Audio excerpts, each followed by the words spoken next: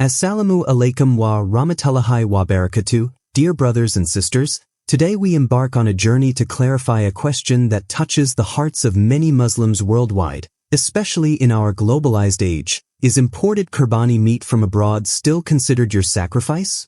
In an era where we can easily donate and arrange Qurbani from distant lands to benefit the needy, sometimes far from where we live, this topic becomes vital to understand with depth, clarity, and authentic Islamic guidance. Let me begin by taking you back to the essence of Qurbani itself, the noble act rooted in the story of Prophet Ibrahim, who submitted to Allah's command with a heart full of faith and trust, willing to sacrifice what he loved most.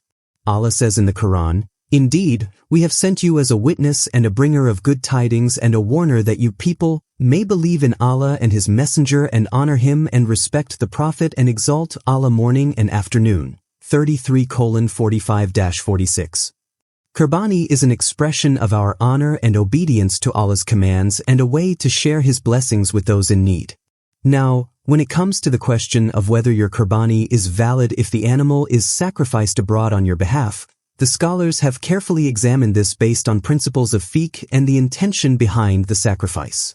The essence of Qurbani is not bound to the physical act of slaughtering the animal by your own hand or even in your immediate locality, but rather to the fulfillment of the conditions of sacrifice as prescribed by the Sharia and the intention to offer it as a worshipful act to Allah. The Prophet said, "Actions are judged by intentions," Bukhari and Muslim, reminding us that niyya, the intention, is the heart of our deeds.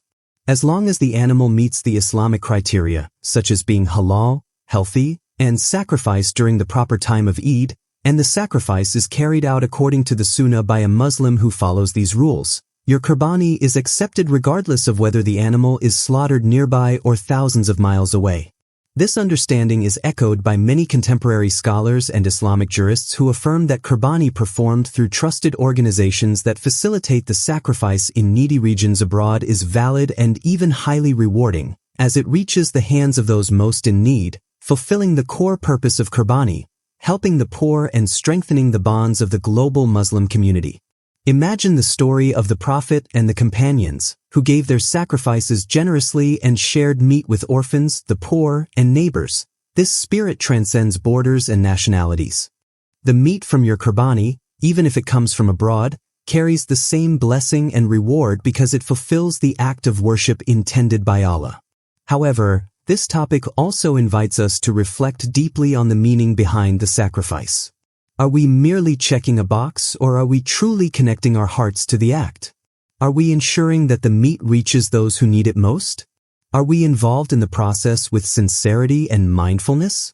This question calls us to remember that Qurbani is not just about the meat or the ritual but about renewing our relationship with Allah, increasing our taqwa, and spreading mercy. Allah says in Surah Al-Hajj, "And do not say of those who are killed in the way of Allah, they are dead. Rather, they are alive, but you perceive it not." 22:23, reminding us that actions done sincerely for Allah, regardless of physical distance, carry immense spiritual weight. When you send your sacrifice abroad, you are participating in a global act of worship that unites Muslims across continents and cultures, embodying the true spirit of the Ummah, one community bound by faith and compassion. It is worth pondering. How does this globalized form of Qurbani impact our understanding of sacrifice? It expands our vision beyond borders, encourages generosity, and nurtures empathy towards the less fortunate worldwide. Yet, it also challenges us to maintain the purity of our intention and ensure we choose trustworthy organizations that uphold Islamic guidelines strictly. This responsibility is part of our worship. Brothers and sisters, before we end, ask yourself, does the place of slaughter define the value of your Qurbani, or is it your sincere submission to Allah's command and your intention to share His blessings? Remember the hadith of the Prophet, where he said, "The best of sacrifices is that which is closest to you." Tirmidhi. Scholars interpret this to mean that when possible, sacrifice locally, but if conditions do not permit, offering it abroad with correct intention and conditions is perfectly valid and even meritorious. May Allah accept from us all our sacrifices, near or far, and make them means of mercy and blessings for ourselves and those in need. May He strengthen our faith, purify our hearts, and remind us that every sincere act done for His sake is never lost.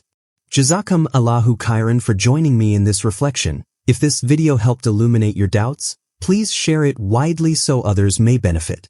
May Allah bless you and your families abundantly and make your Qurbani a source of immense reward in this life and the hereafter. Assalamu alaikum wa rahmatullahi wa barakatuh.